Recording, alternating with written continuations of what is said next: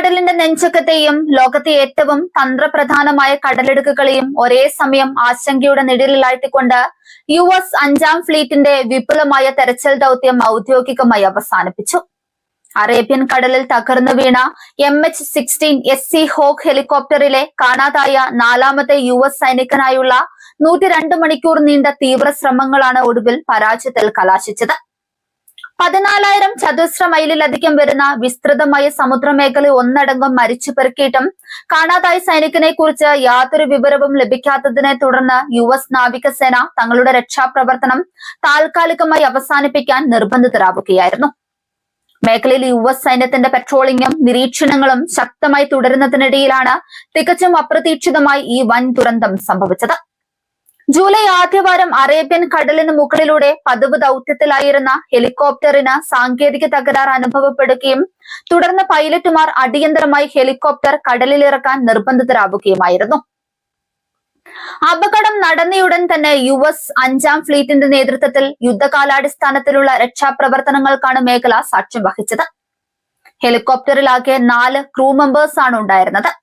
ഇതിൽ 3 സൈനികരെ അതിസാഹസികമായി അപ്പോൾ തന്നെ രക്ഷപ്പെടുത്താൻ മറ്റ് സുരക്ഷാ വിഭാഗങ്ങൾക്ക് സാധിച്ചു. കടലിൽ നിന്നും ജീവനോടെ വീണ്ടെടുത്ത ഇവരെ ഉടൻ തന്നെ മേഖലയിൽ നിലയുറപ്പിച്ചിരുന്ന US വിമാനവാഹിനി കപ്പലായ USS ജോർജ് H.W. ബുഷിന്റെ മെഡിക്കൽ വിഭാഗത്തിലേക്ക് മാറ്റുകയും ചെയ്തു. നിലവിൽ ഇവരുടെ ആരോഗ്യനില തൃപ്തികരമാണെന്നാണ് ലഭിക്കുന്ന വിവരം. എന്നാൽ രക്ഷാപ്രവർത്തകരുടെ കൺമുൻപിൽ നിന്നും അപ്രത്യക്ഷനായ 4ാമത്തെ എയർ ക്രൂമാനെ കണ്ടെത്തുക എന്നതായിരുന്നു ഏറ്റവും വലിയ വെല്ലുവിളി. സമയം കടന്നു പോകുന്തോറും പ്രതീക്ഷകൾ മങ്ങുമെന്ന തിരിച്ചറിവിൽ മിനിറ്റുകൾ പോലും പാഴാക്കാതെയാണ് US നാവികസേന തങ്ങളുടെ ചരിത്രത്തിലെ ഏറ്റവും വലിയ തെരച്ചിൽ ദൗത്യങ്ങളിൽ ഒന്നിന് തുടക്കമിട്ടത്. തുടർച്ചയായ 102 മണിക്കൂറുകളാണ് USS ഫോഴ്സ് കടലിളക്കി മറച്ചത്. ഒരു നിമിഷം പോലും വിശ്രമമില്ലാതെ രാത്രിയും പകലും വ്യത്യാസമില്ലാതെ തിരച്ചിൽ തുടർന്നു. വിമാനവാഹിനി കപ്പലായ USS ജോർജ് H.W. ബുഷിൽ നിന്നുള്ള അത്യാധുനിക ഫൈറ്റർ ജെറ്റുകളും നിരീക്ഷണ വിമാനങ്ങളും ആകാശത്തു നിന്നും കടൽ തീരങ്ങളിലേക്ക് നിരന്തരം കണ്ണുപായിച്ചുകൊണ്ടിരുന്നു. ആകാശമാർഗമുള്ള നിരീക്ഷണങ്ങൾക്ക് പുറമെ കടലിന്റെ ഉപരിതലത്തിലും ആഴങ്ങളിലും ഒരേപോലെ US നാവികസേനയുടെ കരുത്തുറ്റ യുദ്ധക്കപ്പലുകൾ അണിനിരന്നു. മിസൈൽ പ്രതിരോധ ശേഷിയുള്ള ഗൈഡഡ് മിസൈൽ ഡിസ്ട്രോയറുകൾ മേഖലയിലെ ഓരോ ചതുരശ്ര മീറ്ററും പരിശോധിച്ചുറപ്പിച്ചു. നാവികസേനയുടെ കപ്പലുകൾക്കും വിമാനങ്ങൾക്കും പുറമെ US എയർഫോഴ്സിന്റെ പ്രത്യേക വിമാനങ്ങളും ഈ വലിയ ദൗത്യത്തിൽ പങ്കാളികളായി. സമുദ്ര സുരക്ഷയിലും ഇത്തരം അടിയന്തര സാഹചര്യങ്ങളിലും പ്രത്യേക പരിശീലനം സിദ്ധിച്ച വ്യോമസേനയുടെ അസ്ഥികൾ സംയുക്തമായി രംഗത്തിറങ്ങിയതോടെ തെരച്ചിലിന്റെ വ്യാപ്തി പല മടങ്ങ് വർദ്ധിച്ചു. ഏകദേശം 14,000 ചതുരശ്ര മൈലിലധികം വരുന്ന ഒരു ഭീമൻ സമുദ്രമേഖലയാണ് ഈ 102 മണിക്കൂറുകൾക്കുള്ളിൽ അമേരിക്കൻ സായുധ സേനകൾ സംയുക്തമായി അരിച്ചുപെറുക്കിയത്. ഭൂപടത്തിൽ ഒരു ചെറിയ രാജ്യത്തിന്റെ അത്രയും വലുപ്പം വരുന്ന പ്രദേശമാണിത്. ഇത്രയും വിപുലമായി തെരച്ചിൽ നടത്തിയിട്ടും കാണാതായ സൈനികനെ കുറിച്ചോ അല്ലെങ്കിൽ അദ്ദേഹം ധരിച്ചിരുന്ന ലൈഫ് ജാക്കറ്റ് അടക്കമുള്ള സുരക്ഷാ സാമഗ്രികളെ കുറിച്ചോ യാതൊരുവിധ സൂചനയും ലഭിച്ചില്ല എന്നത് US നാവിക കമാൻഡർമാരെ പോലും അത്ഭുതപ്പെടുത്തുന്നുണ്ട്. ഹോർമസ് കടലിടുക്കിനും അറേബ്യൻ കടലിനും സമീപമുള്ള ഈ പ്രദേശം ലോകത്തിലെ ഏറ്റവും കലുഷിതമായ ഭൗമരാഷ്ട്രീയ മേഖലകളിൽ ഒന്നാണ്. അതുകൊണ്ട് തന്നെ US സൈനിക ഹെലികോപ്റ്റർ തകർന്നു വീണ വാർത്ത പുറത്തു വന്ന ഉടൻ തന്നെ അന്താരാഷ്ട്ര മാധ്യമങ്ങളിലും നയതന്ത്ര വൃത്തങ്ങളിലും വലിയ രീതിയിലുള്ള ചർച്ചകളും സംശയങ്ങളും ഉയർന്നു വന്നിരുന്നു. എന്നാൽ ഉയർന്നു വന്ന എല്ലാവിധ ഊഹാപോഹങ്ങൾക്കും US 5ാം ഫ്ലീറ്റ് അധികൃതർ കൃത്യമായ വിശദീകരണത്തിലൂടെ വിരാമമിട്ടു.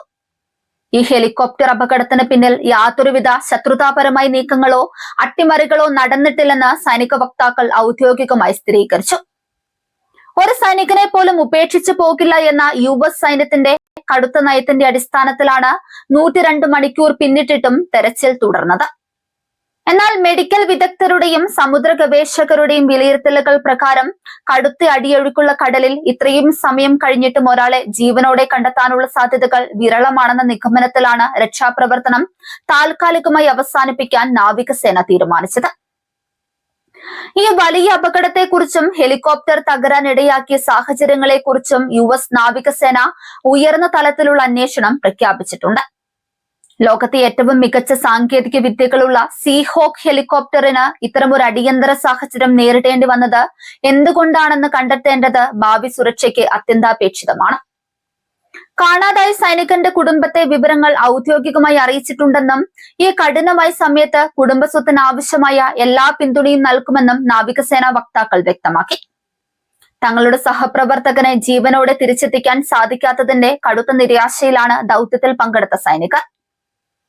തന്ത്രപ്രധാനമായ അറേബ്യൻ കടലിൽ US നാവികസേന നേരിട്ട ഈ വലിയ നഷ്ടം വരും ദിവസങ്ങളിൽ അന്താരാഷ്ട്ര പ്രതിരോധ മേഖലകളിൽ വലിയ ചർച്ചകൾക്ക് വഴിവെക്കുമെന്ന് ഉറപ്പാണ്.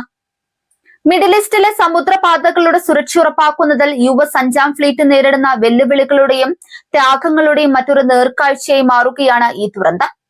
വരും ദിവസങ്ങളിൽ അന്വേഷണ റിപ്പോർട്ട് പുറത്തുവരുന്നതോടെ അപകടത്തിന്റെ യഥാർത്ഥ കാരണങ്ങളെക്കുറിച്ച് കൂടുതൽ വ്യക്തത ലഭിക്കുമെന്നാണ് പ്രതീക്ഷിക്കുന്നത്.